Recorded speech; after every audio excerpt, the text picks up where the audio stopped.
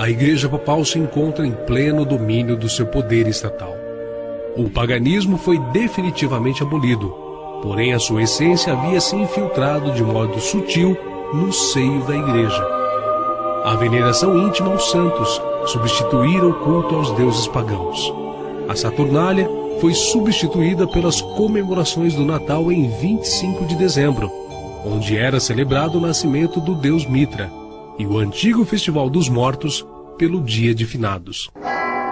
Dedicaram os altares pagãos aos heróis cristãos, adaptaram no ritual da igreja o incenso, as imagens e esculturas, as velas, as flores, as procissões, as vestes, os hinos e orações repetitivas com os quais satisfaziam os povos em cultos antigos. A Igreja passou a instituir dogmas e preceitos enganosos, como o sinal da cruz, o batismo infantil e entre tantos outros, além do purgatório, onde se acredita que as almas dos mortos são atormentadas até serem purificadas de seus pecados terrenos. O tempo que uma alma passava no purgatório era limitado pela venda de indulgências, as quais eram uma espécie de passaporte para o paraíso e de perdão dos pecados, e envolvia vastas somas de dinheiro aos cofres da igreja. Nome do falecido parentesco? Henrique Luther. Avô. Reze um Pai Nosso a cada degrau. Quando alcançar o último degrau, Henrique Luther estará livre do purgatório e entrará no paraíso. Nome do falecido e parentesco? Conferência, senhor. Reze um Pai Nosso a cada degrau.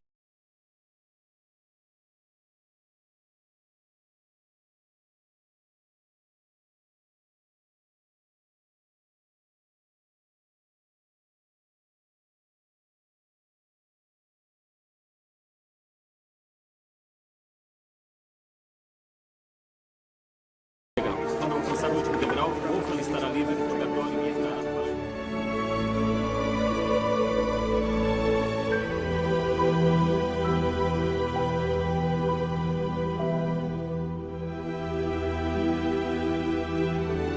Os verdadeiros fiéis eram muito poucos.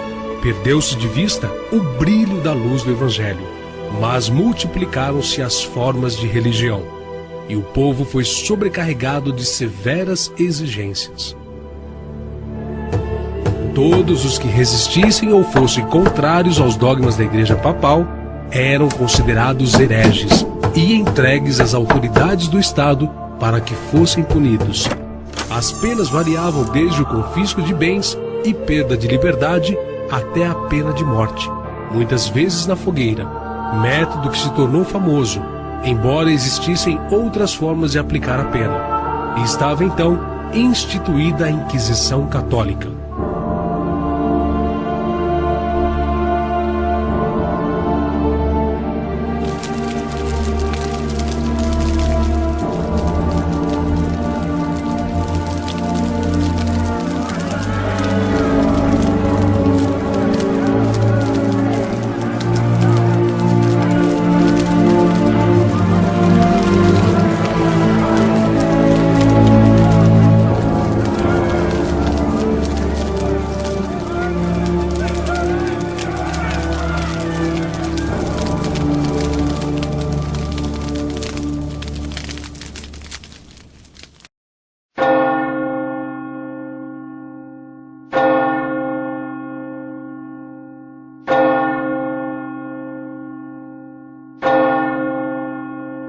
Século XII.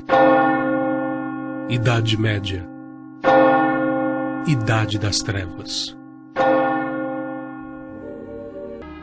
A Inquisição da Igreja Católica Romana foi uma das maiores desgraças que ocorreu na história da humanidade e se alastrou por toda a Europa. Em nome de Jesus Cristo, sacerdotes católicos montaram um esquema gigantesco para matar todos os hereges na Europa.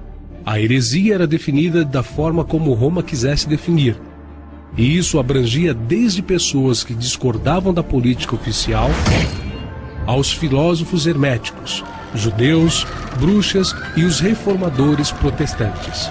Em nenhum lugar nas Sagradas Escrituras, Jesus matou alguém que discordasse dele. Tampouco ensinou que seus seguidores fizessem isso. Nenhum dos apóstolos deu essa instrução no Novo Testamento. Porque o Filho do Homem não veio para destruir as almas dos homens, mas sim para salvá-las. Os inquisidores católicos levavam a vítima ao ponto da morte muitas vezes e depois paravam a tortura, de forma que a vítima revivesse e depois pudessem ser torturadas novamente. Durante a atuação da Santa Inquisição em toda a Idade Média, a tortura era um recurso utilizado para extrair confissões dos acusados de pequenos delitos até crimes mais graves.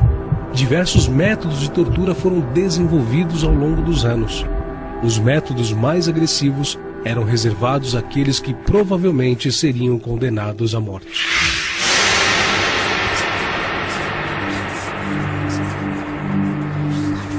Pesquisando os instrumentos e formas de tortura empregados pela Inquisição, percebe-se que estes não diferiam em nada daqueles empregados contra os mártires da Roma pagã. Os mártires eram suspensos por um pé ou por ambos e crucificados, e as mulheres eram suspensas pelos cabelos. Outros eram suspensos pelos pés com uma grande pedra presa ao pescoço, ou então cobertos com mel, presos a estacas fixadas no solo e expostos ao sol para serem torturados por moscas e abelhas. Alguns eram suspensos pelos pés, recebiam marteladas na cabeça. Outros eram suspensos pelas mãos amarradas às costas, com pesos amarrados nos pés e no pescoço. Também eram presos a uma grande roda, que depois era atirada de um lugar alto sobre terreno pedregoso. Outros tinham os membros entrelaçados nos raios de uma roda. Permaneciam assim exposto por dias até a sua morte.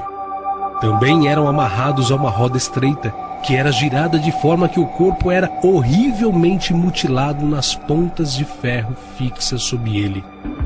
Eram colocados em uma talha, tracionada por força humana, estirados, esmagados numa prensa. Com as mãos amarradas às costas, eram içados por uma corda, depois soltos sobre pontas aguçadas. Eram açoitados e espancados, seja presos a estacas ou sobre aguçadas espigas de ferro. Outros eram apedrejados e também esmagados debaixo de enormes pedras. Torturados com garras de ferro, onde partes de seus corpos eram rasgados pelos ganchos. Ou então, pendurados de cabeça para baixo, tinham partes do corpo queimado com uma tocha. Eram lançados em caldeirões de óleo fervente ou fritos em uma enorme panela quente.